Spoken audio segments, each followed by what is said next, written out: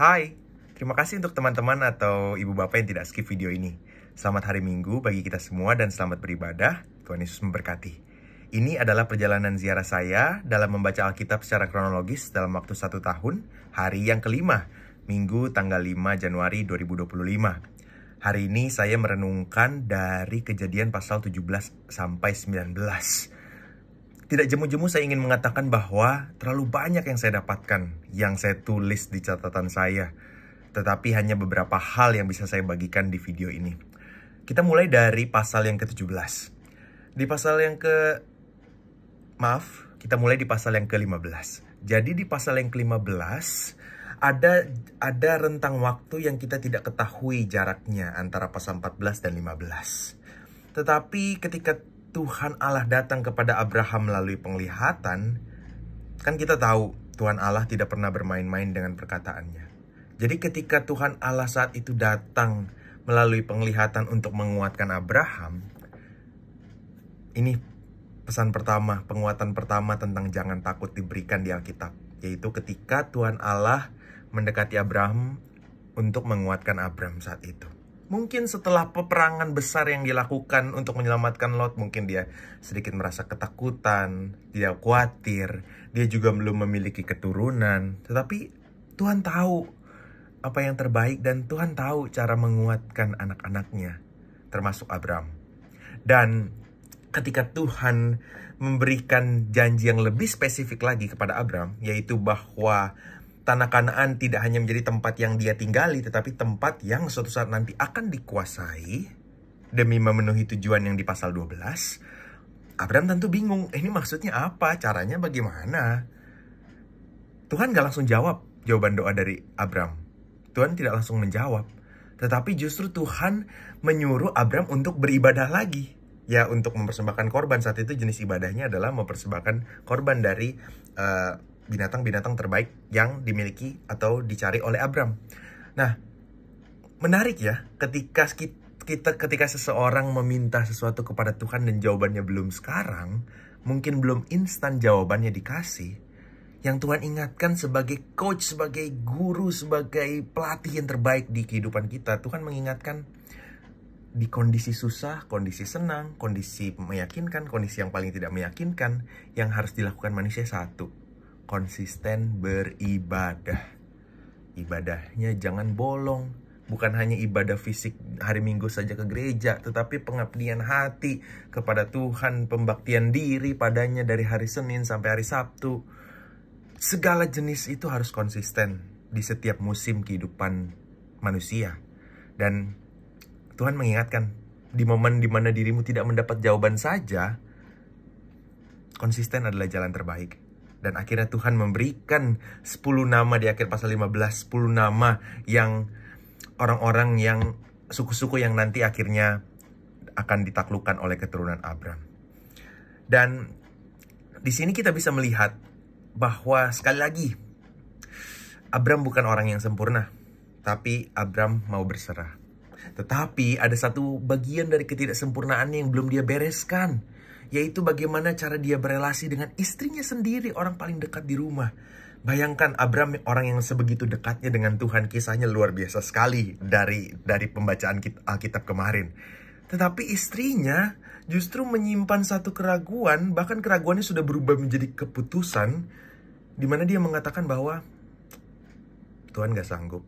Tuhan menutup jalan untuk saya memiliki anak. Kok bisa dalam satu rumah ada orang yang sangat devoted sama Tuhan, tetapi orang terdekatnya menyimpan keraguan itu? Ya, sekali lagi seperti kemarin, iman Abraham tidak bisa di copy paste sama Sarai, sebagaimana iman Abraham tidak bisa di copy paste sama Lot. Iman itu muncul sendiri, tetapi yang menjadi hal yang aneh adalah ketika Sarai memberikan sesuatu pesan atau sesuatu nasihat atau anjuran kepada Abraham untuk mencari jalan potong atau shortcut untuk rencananya Allah. Harusnya rencananya Allah 15 tahun lagi untuk mereka memiliki anak, tapi mereka mau potong 15 tahun lebih awal dengan mereka mempunyai anak gitu. Cara mempunyai anaknya dengan cara yang salah juga, dengan membiarkan Abraham selingkuh dengan pekerja yang mereka punya saat itu, yaitu Hagar, orang Mesir. Dan yang maksud saya parah adalah Abram mengizinkannya. Jadi seberapa besar kompromi yang Abram bisa lakukan di satu area kehidupannya ini, yaitu relasinya dengan orang terdekatnya. Akhirnya sama-sama terjatuh dua-duanya. Abram mengizinkan Sarai melakukan hal yang tidak baik, Abram melakukan hal yang tidak baik. Lalu kemudian ketika saat itu, ya Hagar bukan orang yang dekat dengan Tuhan saat itu. Jadi ya pasti ada kelemahannya dia. Ketika dia nggak siap dapat berkat, yaitu anak, dia ada momen dimana dia menjatuhkan atau merendahkan Sarai. Tapi ya that's it gitu, udah. Yang punya kuasa saat itu, yaitu Abram dan Sarai, justru malah menyalahgunakan kekuasaannya mereka dengan sembarangan. Akhirnya mereka jadi villain atau jadi penjahat dalam tanda kutip ya di cerita ini.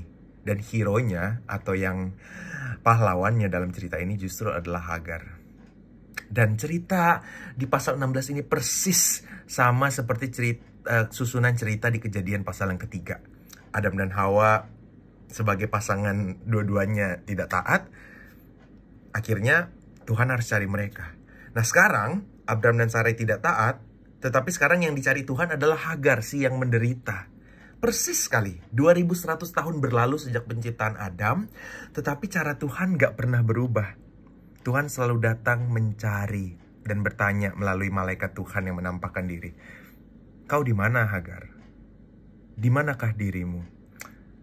Tuhan selalu cari semua jenis manusia. Manusia yang menderita untuk ditolong, untuk dikuatkan, untuk diberi janji. Dan manusia yang berdosa supaya mereka pulih, supaya mereka sadar akan kesalahannya.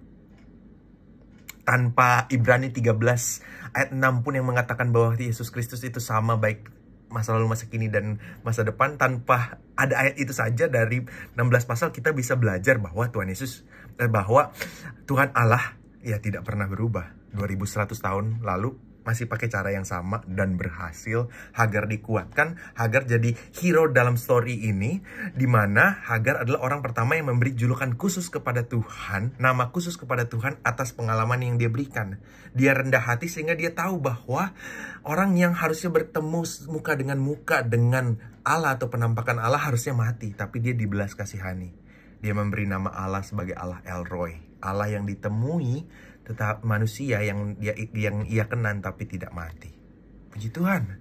Anaknya Ismail kecipratan berkat. Meskipun anak ini bukan Ishak, meskipun anak ini bukan anak yang memiliki rencana khusus yang sekhusus-khususnya untuk big plan Allah, tetapi Ismail nanti di pasal yang ke-17 akan diberi janji, karena dia juga ikut disunat, bahwa dia juga akan menjadi bangsa yang besar. Bangsa dari 12 pangeran, yang sampai di pasal 17 kita belum tahu siapa 12 pangeran itu.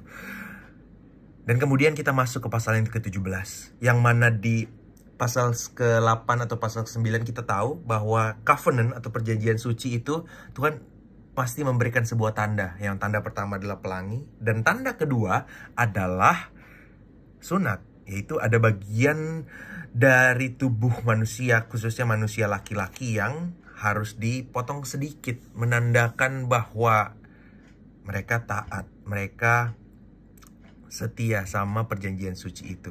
Dan khusus di perjanjian yang kedua ini, Tuhan memberi pesan kepada Nuh, dan pesannya jelas, jaga perjanjian itu, keep it, jaga perjanjian itu. Kenapa kata-kata ini penting? Karena Tuhan sudah punya pengalaman 2100 tahun Tuhan dealing dengan manusia. Satu generasi aja 100 tahun, dari setelah air bah sampai Babel, cuma satu generasi aja orang bisa berubah setia, orang bisa lupa. Apalagi ini perjanjian yang Tuhan bilang everlasting covenant, perjanjian yang sifatnya selamanya. Ada potensi lupa, Tuhan tahu banget. Tuhan melihat jauh sekali ke depan, puluhan ribuan jutaan tahun ke depan. Waktu punya Tuhan. Tuhan tahu bisa keturunan Abraham bisa tidak setia, maka janji diberikan. Jaga. Perjanjian itu harus dijaga. Sunat itu harus dijaga. Someday di masa depan berarti sunat hati. Ada model baptisan sebagai tanda juga. perjanjian itu dijaga dengan Tuhan. Tuhan menjaga. Ini perjanjian suci yang Tuhan setia duluan. Dan kita tahu Tuhan akan setia. Tetapi Tuhan memberi mandat buat Abram dan buat saya. Semoga juga buat teman-teman dan ibu bapak. Untuk setia kepada perjanjian suci. Kepada keselamatan. Kepada pengorbanan. Kepada kehidupan yang dekat dengan Tuhan. Setialah. Bukan karena kita bisa setia, tetapi karena kita meresponi kesetiaan Tuhan yang tidak berakhir. Yang tidak akan pernah berakhir sampai akhir hidup kita. Mungkin saya nggak bisa berpanjang-panjang lagi untuk hari ini karena harus ke gereja. Nah, itu aja yang bisa saya bagikan untuk hari ini. Kalau ada pertanyaan, kalau ada yang mau lihat Google Docs saya, catatan Google Docs saya secara penuh, silakan hubungi nomor pribadi saya atau di Instagram atau di YouTube channel dari Ziarah Sama-Sama. Tuhan berkati.